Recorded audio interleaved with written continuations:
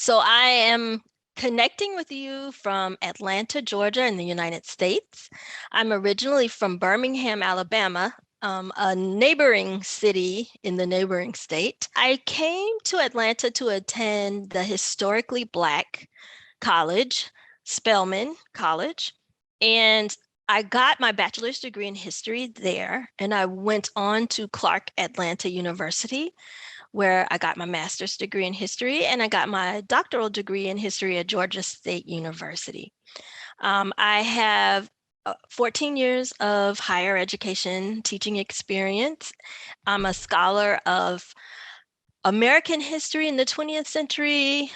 I do some 19th century history, African American history, women's history, and I focus on leadership, transnationalism, and a little bit about the scholarship of teaching and learning.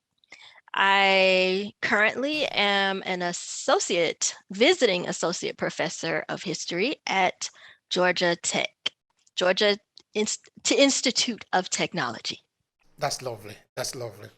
All right. Now we're going to be following you. Now here we just start and we'll follow the guest that is here. So we're going to start with your childhood, and we're trying to understand some of the things that led you even making the decision to study history.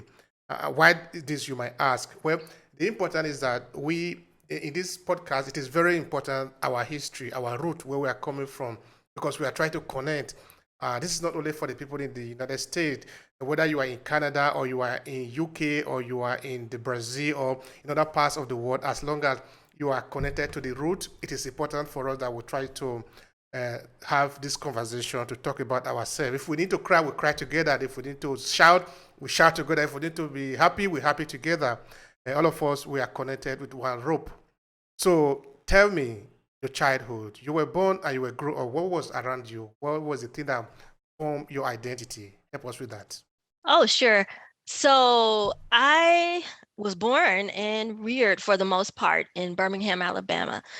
My experiences outside of Birmingham, Alabama were in Nashville, Tennessee.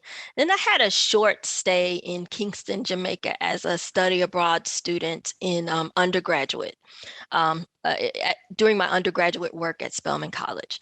So for people who may not be familiar with the history of Birmingham, Alabama, it has a very rich civil rights movement history. And for those people who are familiar with Dr. Martin Luther King Jr., Dr. Martin Luther King Jr. did a substantial amount of civil rights movement work in Birmingham, Alabama, in particular in the year 1963, because he recognized that Birmingham was one of the worst cases of what some people might compare to apartheid, right? Racial segregation, what in the United States was called Jim Crow. And so it was important for Martin Luther King Jr. and other civil rights activists like the Reverend Fred Shuttlesworth to fight in Alabama and Birmingham, Alabama in particular, to bring about some more social and political equality there for people of African descent. So that's where I grew up. So I grew up in a city and in an environment where I knew very intimately about the activism of the Dr. Martin Luther King Jr.'s, the Reverend Fred Shuttlesworth's. I grew up not far from 16th Street Baptist Church, the church that was bombed by a white supremacist, where 4 little girls, Black girls, were killed just trying to go to Sunday school. And when I look back on it, I was just about, 9 years. I was born just about 9 years after these things were happening, and just a few years after schools were desegregated, or at least there was an effort to desegregate schools. So in certain ways, I was on the front lines of the post-civil rights movement struggle for Black equality, and that really shaped me. I was the first person in terms of generations to go into racially desegregated schools. And it wasn't easy. I had, in a lot of ways, this idea that I was struggling, fighting to positively represent my race, my culture, my people. All right, thank you so much for that. I like the term that you use, post-segregated society. So that look a little hopeful now. Um, have we succeeded? Have the African Americans succeeded in what they were asking for? What were they actually asking for from the system? Yeah, it depends on who you ask, right? It depends on what what aspect of the movement you look for. So in general, African Americans wanted full citizenship rights as United States citizens. And an aspect of what they were fighting for was human rights. And they wanted, if you're talking about the civil rights movement, sometimes the goal was voting rights. Sometimes the goal was civil rights in the form of equitable education. And that meant at the time, to the powers that existed, desegregating, integrating the schools. And a part of the point of that was to make sure that African Americans had equal access to a quality education. So if one was to delve into the history of the United States educational system, in particular in the southern states, those like the ones I grew up in, Tennessee, Alabama, Georgia, Mississippi, South Carolina, are others. Mississippi and South Carolina, I didn't grow up there, but those are examples of southern states.